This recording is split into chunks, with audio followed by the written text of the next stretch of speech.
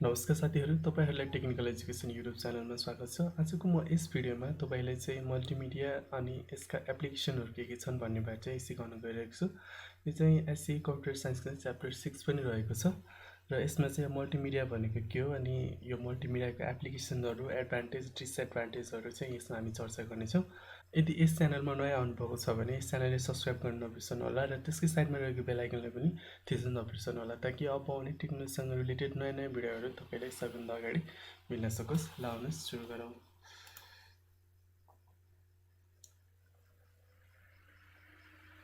र सुरुमा रहेको छ मल्टिमिडिया। मल्टिमिडिया भनेको चाहिँ हामीले कुनै पनि चिजलाई चाहिँ सजिलो अनि त्यसपछि इन्ट्रेस्टिङ, इन्टरेक्टिभ र बुझ्ने तरिकाले जस्तो अडियो, भिडियो अनि त्यसपछि साउन्डहरू, फोटोहरू प्रयोग गरेर हामीले चाहिँ प्रस्तुत गर्छौँ भने त्यसलाई चाहिँ मल्टिमिडिया भनिन्छ। र यसको चाहिँ यहाँ हेरौँ, multimedia is a technology for presenting the information in more attractive, interesting, interactive and understandable manner with the help of different media like text, picture, video, sound and animation. र यस्तै यो टेक्स्ट, पिक्चर, भिडियो, साउन्ड र एनिमेसनको प्रयोग गरेर कुनै पनि चिजको इन्फर्मेसनलाई attractive, एकदम धेरै इन्ट्रेस्टिङ लाग्ने अनि त्यसपछि इन्टरेक्टिभ, मिनिङफुल बनाएर अनि त्यसपछि अन्डरस्ट्यान्डेबल, यसलाई चाहिँ एकदम राम्रोसँग बुझ्ने तरिकाले कुनै पनि कुरालाई हामीले प्रस्तुत गरिन्छ भने त्यसलाई चाहिँ मल्टिमिडिया भनिन्छ। र त्यस्तै अर्को रहेको छ components of multimedia. Components of multimedia भनेको चाहिँ मल्टिमिडियामा प्रयोग हुने चाहिँ जुन चिजहरू रहेका छन् तिनीहरू चाहिँ मल्टिमिडियाको कम्पोनेन्ट्सहरू हो र त्यसमा चाहिँ मेनली 5वटा चिजहरू चाहिँ मल्टिमिडियामा प्रयोग हुन्छ। फर्स्ट नम्बरमा रहेको छ टेक्स्ट। टेक्स्ट चाहिँ अब हामीले डिफ्रेन्ट स्टाइल दिएर अनि त्यसपछि डिफ्रेन्ट साइज एनिमेसनहरू राखेर हामीले टेक्स्टलाई पनि मल्टिमिडियाको रूपमा चाहिँ लिन सकिन्छ। टेक्स्टको काम चाहिँ एउटा कुनै पनि चिज चाहिँ मिनिङफुल वेमा चाहिँ प्रेजेन्ट गर्ने काम हो टेक्स्टको काम। र टेक्स्ट पनि एउटा चाहिँ मल्टिमिडियाको मेन कम्पोनेन्ट चाहिँ रहेको छ टेक्स्ट चाहिँ। र त्यस्तै अर्को रहेको छ अडियो। अडियो पनि मल्टिमिडियाको चाहिँ अर्को कम्पोनेन्ट्स रहेको छ जसले चाहिँ कुनै चिजले चाहिँ प्रेजेन्ट गर्दाखेरि त्यसलाई चाहिँ अझ धेरै मिनिङफुल बनाउनलाई अडियोले पनि एकदम धेरै चाहिँ मद्दत पुर्याउँछ र अडियो पनि एउटा चाहिँ मल्टिमिडियाको कम्पोनेन्ट्स रहेको छ। र त्यस्तै अर्को रहेछ भिडियो। भिडियो भनेको पिक्चर्सहरूको कलेक्सन नै भिडियो हो र भिडियो पनि मल्टिमिडियाको चाहिँ एउटा पार्ट रहेको छ। भिडियो अब हामी सबैले हेर्ने कुरा भइहाल्यो र अहिले तपाईँहरूले पनि यो भिडियो हेर्दै हुनुहुन्छ, यो अब भिडियो पनि एउटा मल्टिमिडियाको चाहिँ पार्ट्स रहेको छ। र त्यस्तै अर्को रहेको छ एनिमेसन। एनिमेसन भनेको चाहिँ कुनै पनि आर्टहरूको जुन ड्रइङहरूको पिक्चर्सहरू हुन्छ तिनीहरूको चाहिँ मुभिङ कलेक्सन नै एनिमेसन हो। र त्यो जुन आर्टहरू, जुन पिक्चर्स, कार्टुनहरूको चाहिँ जसले हामी मुभिङ गराएर एउटा कलेक्सन बनाइन्छ जस्तो भिडियोको फर्मेटमा चाहिँ राखिन्छ त्यसलाई नै एनिमेसन भनिन्छ। र एनिमेसन पनि एउटा चाहिँ मल्टिमिडियाको कम्पोनेन्ट्स रहेको छ। र त्यस्तै अर्को रहेको छ 5th नम्बरमा ग्राफिक्स। ग्राफिक्स भनेको चाहिँ अब कुनै पनि चिजलाई चाहिँ हामीले ड्रइङ गरेर अथवा आर्ट गरेर प्रेजेन्ट गरिन्छ भने त्यसलाई चाहिँ ग्राफिक्स भनिन्छ। ग्राफिक्स भनेको पनि यो एउटा आर्ट नै हो र कुनै पनि अब चिज अब हामीले चाहिँ प्रेजेन्ट गर्न नसकेको चिजहरू अथवा शब्दमा भन्न नसकेको चिजहरूलाई ग्राफिक्सले जुन आर्ट गरेर हामीले चाहिँ देखाउन सकिन्छ त्यो नै ग्राफिक्स रहेको छ। र graphics, animation, video, audio, text यिनी चाहिँ मल्टिमिडियाका चाहिँ मेन कम्पोनेन्ट्सहरू रहेका छन्। र त्यस्तै अर्को रहेको छ एप्लिकेसन अफ मल्टिमिडिया टेक्नोलोजी।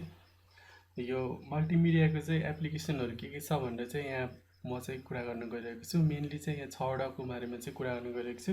योभन्दा धेरै पनि मल्टिमिडियाको चाहिँ एप्लिकेसनहरू, फाइदाहरू रहेको छ। यो धेरै चिजहरूमा मल्टिमिडिया टेक्नोलोजी परेको हुन्छ। यहाँ चाहिँ म 6वटा चिजहरूमा चाहिँ सर्टसर्टै डिस्कस गर्न गइरहेको छु। फर्स्टमा रहेको छ मल्टिमिडिया इन एजुकेसन। यो हामीले चाहिँ शिक्षाको क्षेत्रमा चाहिँ मल्टिमिडियालाई चाहिँ हामीले प्रयोग गर्न सकिन्छ। जस्तो हामीले यदि पढाउने बेलामा चाहिँ हामीले मल्टिमिडिया सिस्टमको प्रयोग गरेर पढाइयो भने बढी चाहिँ सजिलो हुन्छ यो स्टुडेन्टहरूले बुझाउन र स्टुडेन्टहरूले बुझ्न पनि सजिलो हुन्छ र स्टुडेन्टहरूले लामो समयसम्म याद पनि भइरहन्छ र राम्रोसँग रियलिस्टिक तरिकाले बुझ्न सक्छन्। र एजुकेसनमा चाहिँ मल्टिमिडियाको यो बुझाउनको लागि अनि त्यसपछि छिटो अनि त्यसपछि फेरि सजिलोको लागि चाहिँ एकदम धेरै प्रयोग हुन्छ। र अर्को रहेको छ मल्टिमिडिया इन बिजनेस। यो बिजनेस सेक्टरमा नि मल्टिमिडियाको चाहिँ एकदम धेरै प्रयोग हुन्छ। जस्तो अब इम्प्लोयरहरूलाई हामीले ट्रेनिङ दिनु पऱ्यो भने मल्टिमिडिया सिस्टमबाट सजिलो हुन्छ। जस्तो अब आफूमा भएको जुन सेल्सको प्रडक्टहरू हुन्छ तिनीहरूलाई चाहिँ प्रेजेन्ट गर्न पनि मल्टिमिडियाले एकदम धेरै हेल्प गर्छ। र त्यस्तै अर्को रहेको छ यदि कस्टमरहरूलाई चाहिँ कुनै कुरा बुझाउनु पऱ्यो भने हामीले मल्टिमिडियाको प्रयोग गरेर गऱ्यो भने एकैचोटि धेरैले चाहिँ बुझाउन सकिन्छ। र यो मल्टिमिडियाको चाहिँ बिजनेस सेक्टरमा पनि एकदम धेरै प्रयोग चाहिँ हुन्छ। र त्यस्तै अर्को रहेको छ प्रमोट बिजनेस, जस्तो अब एड्सहरू अनि यस्तै ती विभिन्न किसिमका चाहिँ कुराहरू चाहिँ प्रमोट गर्नको लागि, जुन बिजनेसका विभिन्न किसिमका कुराहरू प्रमोट गर्नको लागि पनि मल्टिमिडियाको चाहिँ एकदम धेरै प्रयोग हुन्छ। र त्यस्तै अर्को रहेको छ मल्टिमिडिया इन एनिमेटेड मुभी, जस्तो यो एनिमेटेड मुभी जुन चाहिँ अब आर्टहरू, पिक्चरहरू, कार्टुनहरूको कलेक्सनहरूको जुन मुभिजहरू हुन्छ तिनीहरू बनाउन पनि मल्टिमिडिया टेक्नोलोजीको चाहिँ एकदम धेरै प्रयोग भइरहन्छ। र त्यस्तै अर्को रहेको छ multimedia in video game. Video गेममा पनि मल्टिमिडियाको चाहिँ एकदम धेरै प्रयोग भइरहन्छ। यो भिडियो गेममा त पुरै मल्टिमिडिया सिस्टम नै प्रयोग भइरहन्छ, सबै एनिमेटेड नै हुन्छ, त्यसमा साउन्डहरू सबै पिक्चर्सहरूदेखि लिएर त्यहाँ भएको इभेन्ट्सहरू सबै चाहिँ मल्टिमिडियाकै टेक्नोलोजी प्रयोग गरेर चाहिँ बनाइन्छ। र यो भिडियो गेमहरू बनाउनलाई पनि मल्टिमिडिया टेक्नोलोजीको चाहिँ एकदम धेरै प्रयोग हुन्छ। र त्यस्तै अर्को एप्लिकेसन रहेको छ मल्टिमिडिया इन इन्टरटेनमेन्ट। यो इन्टरटेनमेन्ट सेक्टरमा चाहिँ मल्टिमिडियाको एकदम धेरै ठुलो हात रहेको छ। र इन्टरटेनमेन्ट सेक्टरमा चाहिँ अब मल्टिमिडियाकै प्रयोग हुन्छ सबै ठाउँमा, जस्तो भिडियोहरू बनाउनु भयो, अडियोहरू, पिक्चरहरू भयो, अनि त्यसपछि यस्तो गेमहरू भयो, अनि मुभिजहरू सबै चाहिँ यो मल्टिमिडिया टेक्नोलोजी, यही साउन्ड, भिडियो, अडियो, अनि त्यसपछि ग्राफिक्स, इमेजहरू प्रयोग गरेरै चाहिँ यो सबै चिज बन्छ इन्टरटेनमेन्टको। र इन्टरटेनमेन्टमा पनि मल्टिमिडियाको चाहिँ एकदम धेरै ठुलो एप्लिकेसन रहेको छ। र त्यस्तै अर्को 6औं नम्बर रहेको छ मल्टिमिडिया इन भर्चुअल रियालिटी।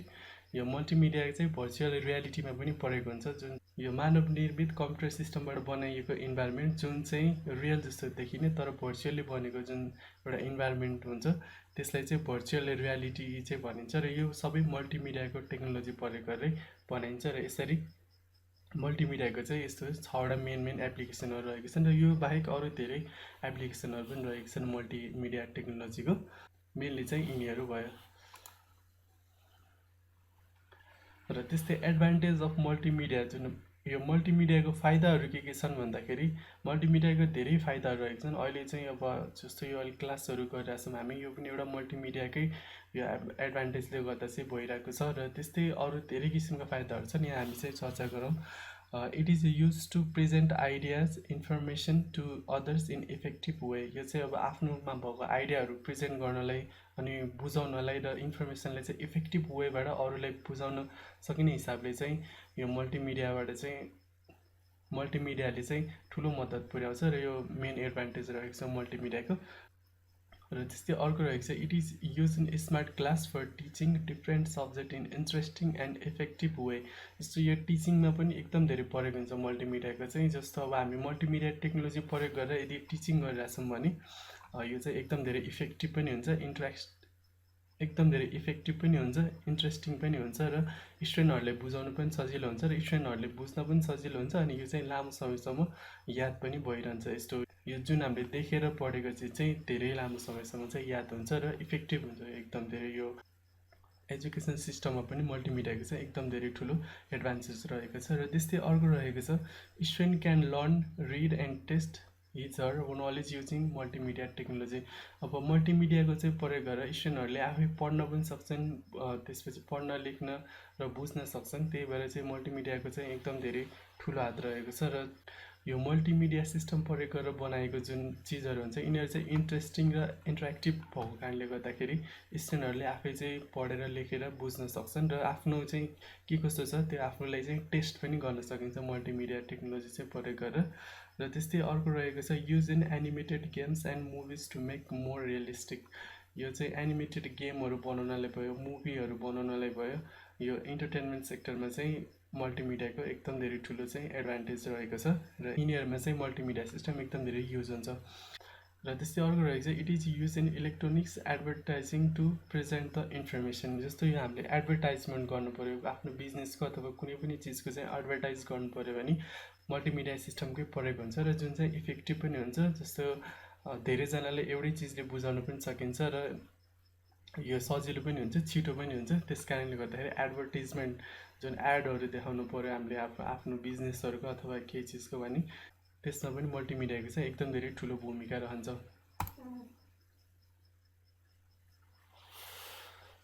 र त्यस्तै अर्को रहेको छ डिसएडभान्टेज अफ मल्टिमिडिया। र यो मल्टिमिडिया सिस्टमको चाहिँ एडभान्टेज हुँदाहुँदै यसको कुनै केही डिसएडभान्टेजहरू पनि रहेका छन् र त्यसको चाहिँ यहाँ डिसएडभान्टेजको चाहिँ कुरा गरौँ र मेनली चाहिँ रहेको छ cost of developing a multimedia product is high.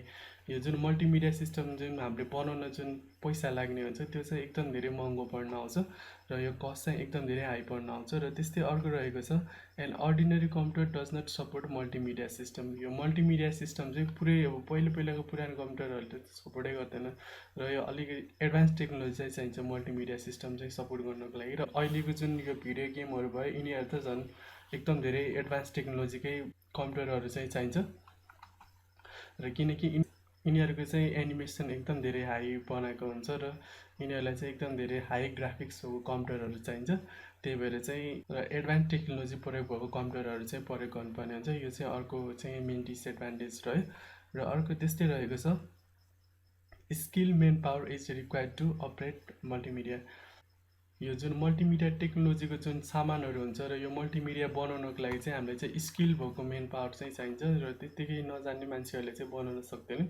यस्तो बनाउनको लागि चाहिँ स्किल भएको ट्रेन मान्छे चाहिँ चाहिन्छ र जसले जानेको हुन्छ जसले चाहिँ पढेको हुन्छ त्यसले मात्रै बनाउन सक्छ। यस्तो यो जुन यही फिल्डको विषयमा चाहिँ पढेको हुन्छ उनीहरूले मात्र बनाउन सक्छ र त्यही भएर यसको लागि चाहिँ स्किल मेन पावरले मात्र अपरेट गर्न सक्छ। अरू जो पाए त्यसले चाहिँ चलाउन सक्दैनन्।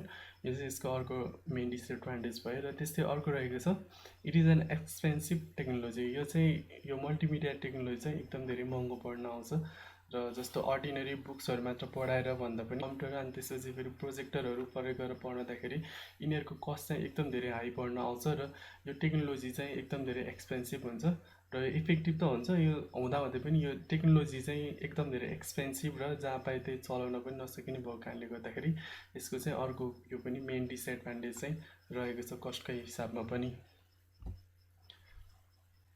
साथीहरू तपाईँलाई यो भिडियो कस्तो लागेको छ कमेन्ट्स गर्न नबिर्सनु होला र यदि तपाईँलाई यो भिडियो राम्रो लागेको छ भने लाइक गरिदिनु होला र यदि तपाईँलाई यो भिडियोले अरू कसैलाई पनि हेल्प हुन्छ जस्तो लाग्छ भने सेयर गर्न नबिर्सनु होला। यस टेक्निकल एजुकेसन युट्युब च्यानललाई अहिलेसम्म पनि सब्सक्राइब गर्नुभएको छैन भने सब्सक्राइब गर्नु होला र त्यसकै साइडमा रहेको बेल आइकनलाई पनि थिच्न नबिर्सनु होला ताकि अब आउने टेक्नोलोजीसँग रिलेटेड नयाँ नयाँ भिडियोहरू तपाईँलाई सबैभन्दा अगाडि मिल्न सकोस्। धन्यवाद।